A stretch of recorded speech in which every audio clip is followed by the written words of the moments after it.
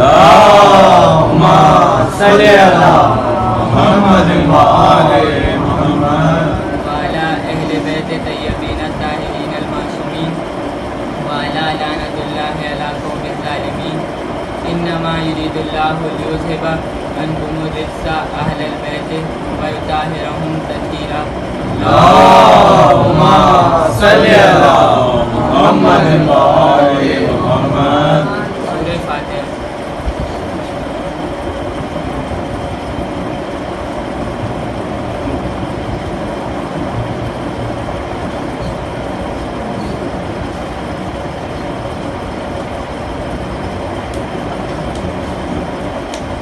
محمد وآل محمد صلوات. اللهم صل على محمد وآل محمد. تمام تر تعریف زیبا ہے اس رب کائنات سے جو خالق بھی ہے اور مالک بھی ہے. ایسا خالق کہ اس کے ایسا خلق کرنے والا تو اس کے جیسا کوئی خالق نہیں. ایسا مالک ایسا پالنے والا کہ جو اپنے بندوں سے 70 ماہوں سے زیادہ محبت کرتا ہے. ایسا عطا کرنے والا کہ اس کے جیسی کسی کی عطا نہیں ہے.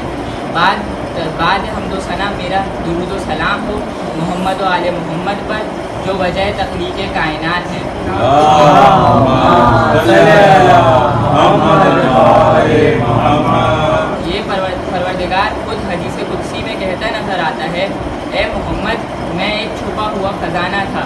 جب میں نے چاہا کہ میں پہچانا جاؤں تو میں نے آپ کے نور کو خلق کیا. جبھی تو بے ساختہ دل پکار اٹھا، اول سے بھی اول ہے تو آخر سے بھی آخر. اول سے بھی اول ہے تو آخر سے بھی آخر. کب سے ہے کہاں تک ہے خبر کی نہ خبر ہے. محمود ہے ایسا کہ تیری حمد محمد. محمود ہے ایسا کہ تیری حمد محمد. اعلیٰ ہے تو اتنا کہ علی سے بھی بڑا ہے. یہ حسن ہے تیرا کہ تو حسنین کا رب ہے. یہ حسن ہے تیرا کہ تو حسنین کا رب ہے. اور فاتر ہے تو پھر فاطمہ زہرا کا خدا ہے. درود پڑھیے.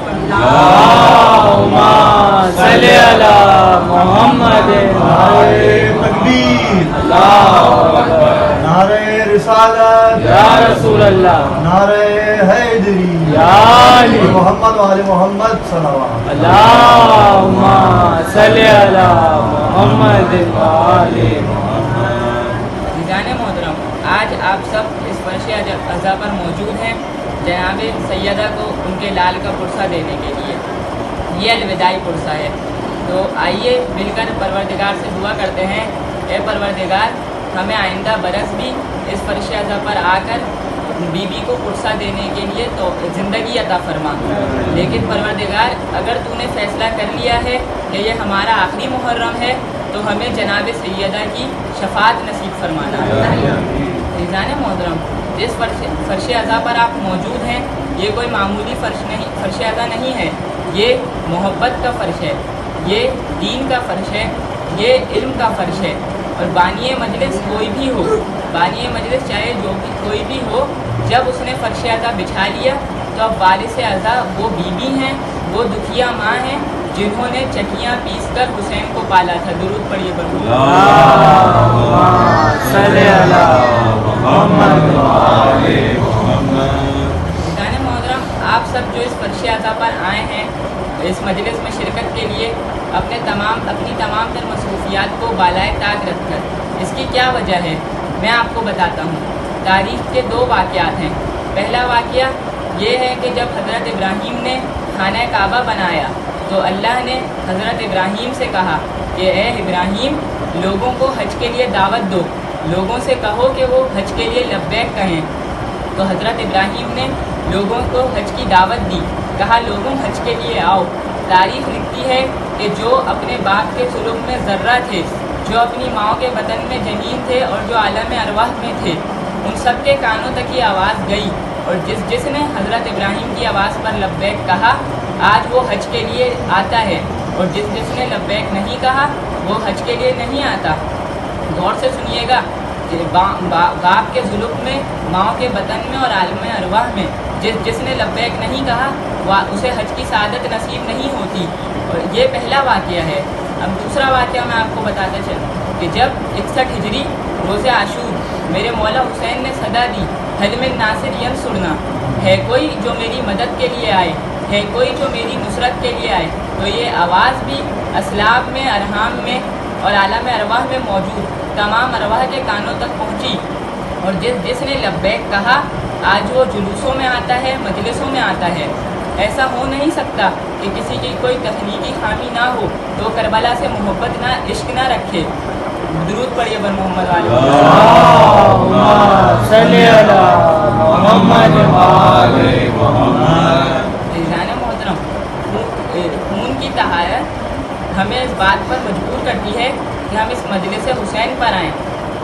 خون کی طہارت ہمیں اس بات پر مجبور کرتی ہے کہ ہم اس مجلس حسین پر آئیں۔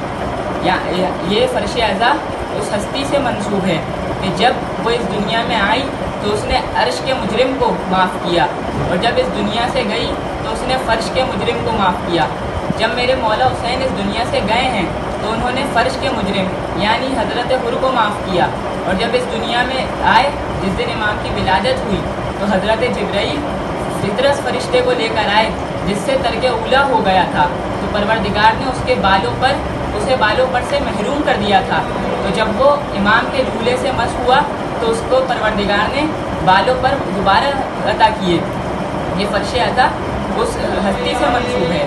آپ نے دیکھا ہوگا جب کوئی واقعہ پیش آتا ہے تو ایک تھانے والا کہتا ہے کہ ہمارا اس سے تعلق نہیں ہے، یہ ہمارے علاقے میں نہیں ہوا۔ ہر چیز کا ایک حدود ہوتا ہے، ہر چیز کی ایک حد ہوتی ہے۔ اب جیسے کہ صوبوں کی حد ہوتی ہے اور ملک کی حد ہوتی ہے۔ اب جو سندھ کا معاملہ ہوتا ہے وہ سندھ میں حل ہوتا ہے، پنجاب کا معاملہ پنجاب میں حل ہوتا ہے۔ تو اب امام حسین جب اس دنیا میں آئے تو حضرت فرشتے فطرت کو معاف کیا، اور جب اس دنیا سے گئے تو حضرت حر کو معاف کیا۔ تو اس بات سے اندازہ لگایا جا سکتا ہے کہ فرش کا مالک بھی حسین ہے اور عرش کا مالک بھی حسین ہے۔ تو اللہم صلی علی محمد وآل محمد۔ یہاں میں ایک واقعہ آپ کی سماعتوں کی نظر کرنا چاہوں گا۔ ایک ماں تھی، اس کا ایک بیٹا تھا، وہ بہت گنہگار تھا۔ اس کی ماں اسے سمجھاتی تھی لیکن وہ نہیں سمجھتا تھا۔ ماں کا آخری وقت آیا تو ماں نے اس سے کہا کہ بیٹا میری ایک وصیت ہے، تم بہت گنہگار ہو، میں تمہاری ماں ہوں، نہیں چاہتی تمہاری آخرت خراب ہو، مجھے تمہاری آخرت کی بہت فکر ہے، میری ایک وصیت ہے، کیا تم اس پر عمل کرو گے؟ وہ بیٹا کہتا ہے ہاں ماں، آپ کی کیا وصیت ہے بتائیں، میں اس پر عمل کروں گا۔ ماں کہتی ہے کہ میری ایک یہ وصیت ہے کہ جب بھی تمہارا گزر کسی ایسی جگہ سے ہو جہاں پر امام کا علم لگا ہو یا امام کا نام ہو یا کوئی بھی ایسی چیز تمہیں دکھے جو امام کے حسین کے نام سے منسوب ہو تو اس کو دیکھ کر درود پڑھنا اور اپنے امام کو سلام کرنا، سینے پہ ہاتھ رکھ کر جھک کر امام کو سلام کرنا۔ ماں مر گئی، اس شخص نے اپنا معمول بنا لیا کہ جب بھی وہ کوئی علم دیکھتا یا امام کا نام دیکھتا تو وہ اپنے سینے پر ہاتھ رکھ کر جھک کر کہتا السلام علیکم یا ابا عبداللہ۔ ایسے ہی کئی سال گزر گئے اور اس کے اندر یہ عادت رہی۔ ایک مرتبہ اچانک اس کی ایکسیڈنٹ میں موت ہو گئی، اسے دفنا کر آئے۔ اس کا دوست بتاتا ہے میں نے خواب میں دیکھا کہ اسے ملائکہ لے کر جا رہے ہیں، اس کے ہاتھوں پیروں میں رسیاں بندھی ہیں اور اسے وادی برہوت لے کر جا رہے ہیں جہاں گنہگاروں کو پر عذاب نازل۔ تو اس نے دیکھا عالم برزخ میں ایک خیمہ لگا ہے جس پر ایک علم لگا ہے اور اس علم پر حسین ابن علی کا نام لکھا ہے۔ امام معصوم کہتے ہیں کہ جو عادت تمہیں دنیا میں ہوگی وہی عادت وہاں بھی نظر آئے گی۔ اگر یہاں پر بری عادت ہے تو وہ برائی کی عادت وہاں پر بھی دکھائی دے گی، اگر یہاں اچھائی کی عادت ہے تو اچھائی کی عادت وہاں بھی دکھائی دے گی۔ اب وہ شخص جس کے اندر کئی سالوں سے یہ عادت تھی کہ جب بھی کہیں سے گزرتا اور علم کو دیکھتا یا امام کے نام کو دیکھتا تو امام کو سلام کیا کرتا تھا، اب اس نے ملائکہ سے کہا، اس کی یہ کیفیت تھی کہ اسے پتہ ہے کہ مجھے عذاب کے لیے لے کے جایا جا رہا ہے، اس کے ہاتھ پیروں میں رسی بندھی ہوئی ہے۔ اس نے ملائکہ سے کہا کہ بس تم مجھے اتنی مہلت دے دو کہ میں اپنے امام کو سلام کر لوں۔ اس کا دوست بتاتا ہے کہ ملائکہ نے اس کے ہاتھ کھولے اور اس نے امام کو سلام کیا۔ اب جیسے ہی اس نے امام کو سلام کیا السلام علیکم یا ابا عبداللہ، تو اس نے دیکھا کہ خیمے سے امام حسین نکل کر آئے۔ اب وہ شخص جو زندگی میں امام کو پوری زندگی امام کو سلام کرتا رہا لیکن اس نے کبھی امام کی زیارت نہیں کی، آج امام خود اس کے سامنے آئے اور امام نے اسے سلام کا جواب دیا، وعلیکم السلام، تم پر بھی حسین ابن علی کا سلام ہو۔ اب امام نے اس کو اپنے پاس بلایا تو وہ تیزی سے امام کے پاس چلا گیا۔ اب امام نے ملائکہ سے کہا، فرمایا کہ اس کا نامہ اعمال مجھے دکھاؤ۔ تو اب جب امام نے اس کا نامہ اعمال دیکھا تو امام نے اپنا سر شرم کے مارے نیچے سر جھکا لیا۔ ملائکہ کے سامنے امام کھڑے ہیں، امام کا سر شرم کے مارے جھک گیا۔ امام کہتے ہیں، میرا چاہنے والا اور اتنا گنہگار، اس شخص نے وہ شخص رونا شروع ہو گیا۔ امام سے کہتا ہے، مولا غلطی ہو گئی، میں نے اپنے نفس پر بہت ظلم کیا، مجھ سے خطا ہو گئی۔ مولا نے ملائکہ سے اس کا نامہ اعمال لیا اور اس اللہ سے دعا کری، اے پروردگار، اس شخص کو حسین ابن علی کے صدقے معاف کر دے، اس شخص کو حسین ابن علی کے صدقے بخش دے۔ اور ملائکہ کو اس کا نامہ اعمال دیا اور مولا چلے گئے۔ وہ شخص پریشان ہوا اور اس نے مولا سے کہا، مولا ملائکہ سے کہا کہ میرا نامہ اعمال مجھے دکھاؤ۔ تو جب ملائکہ نے اسے اس کا نامہ اعمال دکھایا تو وہ دیکھتا ہے کہ ساری برائیاں مٹ چکی اور ساری نیکیاں بڑھ چکی ہیں۔ درود پڑھیے پر محمد والے۔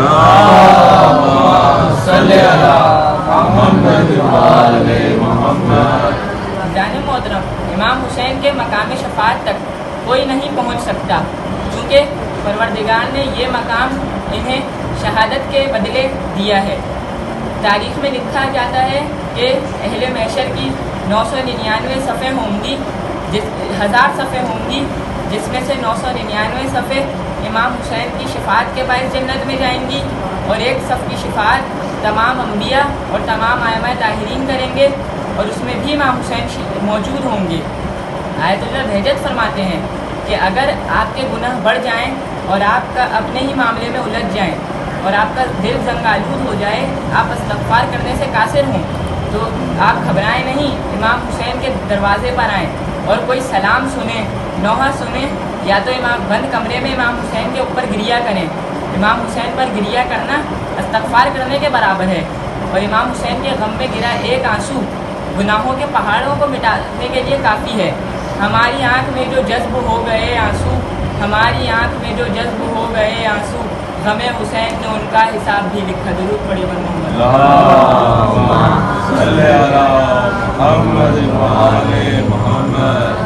بس عزیزانو، آج 7 ربیع الاول ہے۔ آج جناب سیدہ کو عرصہ پیش کرنا ہے امام حسن عسکری کا۔ آپ نے دیکھا ہے جب بھی کسی امام کی شہادت ہوتی ہے تو جناب سیدہ کو عرصہ کیوں دیا جاتا ہے؟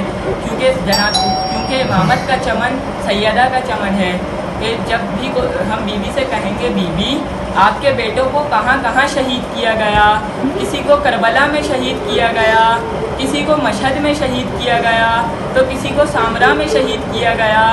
آپ نے دیکھا ہوگا جب بھی کوئی اولاد اس دنیا سے چلی جاتی ہے تو سب سے زیادہ غم اس کی ماں کو ہوتا ہے، ماں سے زیادہ تو غم کسی کو نہیں ہوتا۔ جب بھی ہمیشہ ماں کو یعنی جناب سیدہ کو پرسہ پیش کیا جاتا ہے، اور دوسرا امام زمانہ کو ان کے بابا کا پرسہ پیش کرنا ہے۔ میں کہوں گا، مولا آپ صرف 5 برس کے تھے جب آپ کے بابا کا سایہ آپ کے سر سے اٹھا، مولا آپ 5 برس کی عمر میں یتیم ہوئے، لیکن مولا جب آپ کے بابا اس دنیا سے گئے، جب آپ یتیم ہوئے تو مولا آپ کو کسی نے تماچا نہیں مارا۔ مولا ذرا ایک نظر کربلا میں دیکھیے، جب آپ کی پھوپھی اماں صرف 4 برس کی ہیں، جب یتیم ہوئی ہے نا تو شمر آگے بڑھا، کانوں سے بالیاں کھینچی، کانوں سے خون جاری ہوا اور بی بی سکینہ کو تماچا مارا۔ علماء کہتے ہیں جناب سکینہ نے اس وقت فرات کا رخ کیا اور فرمایا، چچا عباس میرے کانوں سے خون بہہ رہا ہے۔ بس ہزاروں الوداعی پرسہ ہے، آج رونے میں کوئی کمی نہ ہو، کیونکہ جب امام سجاد سے کسی نے پوچھا نا کہ مولا آپ کے بابا پر کس طرح گریہ کیا جائے، تو مولا نے فرمایا کہ جب بھی میرے بابا پر رو تو اس طرح جب بھی میرے بابا پر گریا کرو تو اس طرح گریا کرو کہ جیسے ایک بوڑھی ماں اپنے جوان بیٹے کے لاشے پر گریا کرتی ہے۔ پوچھا مولا اس طرح کیوں گریا کریں؟ فرمایا کہ جب میرے بابا پر میری پھوپھیاں گریا کیا کرتی تھی، میری اماں گریا کیا کرتی تھی تو شمر انہیں تاطیانے مارا کرتا تھا، انہیں رونے کی اجازت نہ تھی۔ ایک شخص امام حسن عسکری کے پاس آیا، پوچھا مولا نے اس سے فرمایا کہ آج تو مجھے چلتا پھرتا دیکھ رہا ہے، لیکن جب تو اگلے ہفتے آئے گا نا تو میری شہادت ہو چکی ہوگی، یہاں پر غم منایا جا رہا ہوگا۔ پوچھا مولا آپ تو صرف 28 برس کے ہیں، اس عمر میں تو کوئی مرنا نہیں چاہتا۔ فرمایا ہاں مجھے پتہ ہے، لیکن مجھے زہر دے کے شہید کیا جائے گا۔ کچھ دنوں بعد ایک شخص مولا کے پاس آیا، دیکھا مولا بیٹھ کر نماز پڑھ رہے ہیں۔ پوچھا مولا آپ بیٹھ کر نماز کیوں پڑھ رہے ہیں؟ فرمایا مجھے زہر دے دیا گیا ہے۔ امام حسن عسکری نے فرمایا کہ میرے اندرونی اعضاء گھل گئے ہیں، امام حسن کے جگر کے ٹکڑے ہو گئے تھے اور امام حسن عسکری کے اندرونی اعضاء گھل گئے تھے۔ امام حسن عسکری نے فرمایا، امام زمانہ سے فرمایا کہ بیٹا مجھے لٹا دو، مجھے اندر میری کیفیت صحیح نہیں ہے۔ مولا امام زمانہ نے انہیں اپنی گود میں لٹایا، گود میں سر رکھا، خود روتے جاتے ہیں اور اپنے بابا کے آنسو صاف کرتے جاتے ہیں۔ دنیا میں ہر باپ کی خواہش ہوتی ہے کہ جب بھی وہ اس دنیا سے جائے تو اس کا سر اس کے بیٹے کی گود میں ہو، لیکن ہائے میرا مظلوم حسین، خاک کربلا پہ سر تھا، جب شمر نے امامہ اتارا، دکھیا ماں نے بلکا بچھایا، اے شمر میں نے بڑی مشقتوں سے پالا تھا، اے شمر میں نے چکیاں پیس کر بڑی زحمتوں سے پالا تھا۔ پروردگار ہماری اس کے لیے اس کی عبادت کو قبول فرما اور ہمارے وقت کے قبول کے